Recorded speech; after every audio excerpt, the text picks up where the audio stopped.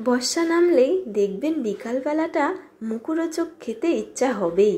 আমি আজকে এমন একটি মুখরোচক রেসিপি আপনাদের সঙ্গে শেয়ার করছি যেটা বানানো একদমই সহজ, কিন্তু খেতে দুর্দান্ত লাগে। ঘরে আলু ও ময়দা থাকলে এটা বানিয়ে নিতে পারবেন। নমস্কার, সুস্বাদু রান্নার ঘরে আপনাদের সকলকে অনেক অনেক স্বাগত।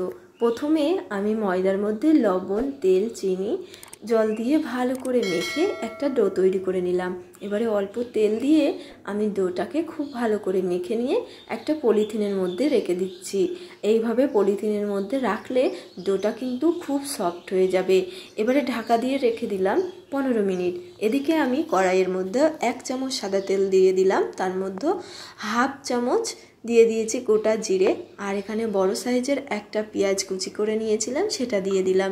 হালকা লাল লাল হয়ে গেলে এর মধ্যে দিয়ে দিলাম রসুন কুচি 1 চামচ, 1 চামচ দিয়ে দিয়েছি আদা কুচি, 3 থেকে 4টে দিয়ে দেব কাঁচা লঙ্কা কুচি। আবারও একটু ভালো করে নেড়ে নেব। আমার আজকের রেসিপি ভালো লাগলে অবশ্যই একটি লাইক করবেন। এখানে হালকা লাল লাল হয়ে আসলে এবারে দিয়ে দেব সিদ্ধ করে রাখা আলু। আমি এখানে 2টো মিডিয়াম সাইজের আলু সিদ্ধ করে নিয়েছিলাম, সেটা দিয়ে খুব ভালো করে একবার মিশিয়ে নেব। এরকম ধরনের অনেক মুখরোচকের ভিডিও আমার চ্যানেলে দেওয়া আছে, আপনারা চাইলে দেখে নিতে পারেন। দিয়ে দিলাম পরিমাণ মতো লবণ আর পরিমাণ মতো হলুদ। এখানে অল্প কিছু গোটা জিরে ও গোটা ধনে হালকা কড়াই নেড়ে আমি একটু ভেঙে নিয়েছি, সেটা দিয়ে দিলাম। একটু নেড়ে নেব। খুব ভালো করে মিশিয়ে নেওয়ার পর এবারে দিয়ে দিলাম ধনেপাতা কুচি। এবারে আবারও একটু মিশিয়ে নিয়ে এর মধ্যে দিয়ে দেব গরম মশলা গুঁড়োটা দিয়ে দেব। আপনারা চাইলে ধনে গুঁড়ো কিংবা আরও কিছু মশলা আপনারা দিতে পারেন, আর গরম মশলার পরিবর্তে চাট মশলাও দিতে পারেন। খুব ভালো করে মিশিয়ে নিলাম। এদিকে ডোটাও কিন্তু একদমই সফট হয়ে গেছে। দেখুন, আবারও হাত দিয়ে একটু মেখে নিতে হবে। আর এবারে আমি লেচি কেটে নেব। এই ডোটা যে কতটা সফট হয়েছে সেটা তো আপনারা বুঝতেই পাচ্ছেন। এটা কিন্তু ওই জরির মধ্যে রাখার কারণেই হয়েছে।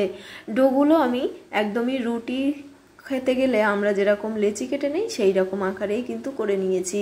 এবারে একটা একটা করে বেলে নেব। আমি মোট 5টা লেচি কেটে নিয়েছি, আর সেই সবগুলোই কিন্তু বেলে নেব। দেখুন, এখানে আমি 5টা রুটি বেলে নিয়েছি। এই যে এবারে রোল করে নেব।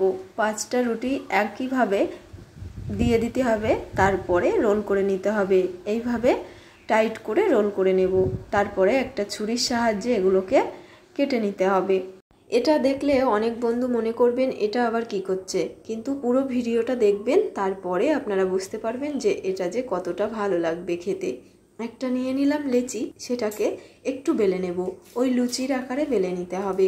তারপরে তার মাঝখানে সেই যে আলুর পুরটা আমরা বানিয়েছিলাম সেটা দিয়ে দিলাম, আর চতুর্দিক একটু তেল ব্রাশ করে নিলাম। এবারে চতুর্দিকটা ধরে এইভাবে একটু মুড়ে দেবেন যাতে আলুর পুরটা না বেরিয়ে আসে। সাইড দিয়ে একটু জল লাগিয়ে দেবেন, তাহলে এটা কিন্তু একদমই খুলবে না। আপনাদের সুবিধার্থে আমি আবারও একটা বানিয়ে দেখাবো। এখানে দিয়ে দিলাম পুর, তার চতুর্দিকে দিয়ে দিলাম জল ব্রাশ করে। এবারে খুব ভালো করে মুখটাকে আমি বন্ধ করে দিলাম। এইভাবে আমি বাকিগুলোও কিন্তু বানিয়ে নেব। সবগুলোই বানিয়ে নিয়েছি। এবারে আমি কড়াইতে তেল গরম হতে দিয়েছিলাম। একদমই কিন্তু ভীষণ গরম করলে হবে না, তাহলে বাইরেটা হয়ে যাবে, ভিতরটা কিন্তু একদমই হবে না। দিয়ে দিলাম, আর এটা আমি 3 মিনিট লো হিটে হতে দেব, তারপরে উল্টে দেব। এইভাবে দেখুন, এগুলো দেখতে একদমই কিন্তু মোমোর মতো লাগছে। আপনারা কমেন্টে অবশ্যই জানাবেন যে এটা কিসের মতো লাগছে। একদিক হয়ে গেলে উল্টে পাল্টে আর এক দিকও আমি করে নেব। আর এটা ভাজতে আমার সময় লেগেছে 8 মিনিট। 8 মিনিট পর আমি তুলে নিলাম, আর সবগুলোই কিন্তু আমার ভাজা হয়ে গেছে। দেখুন এগুলো কতটা লোভনীয় হয়েছে।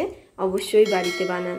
কতটা সহজ আর কত অল্প খরচায় এত সুন্দর আপনারা একটা মুখরোচক খাবার আপনারা বাড়িতেই বানিয়ে খেতে পারবেন। দেখুন, এগুলো খেতে কিন্তু ভীষণই ভালো লাগে। অবশ্যই বানাবেন আর কমেন্টে জানাবেন। আজ এ পর্যন্তই। সবাই ভালো থাকবেন।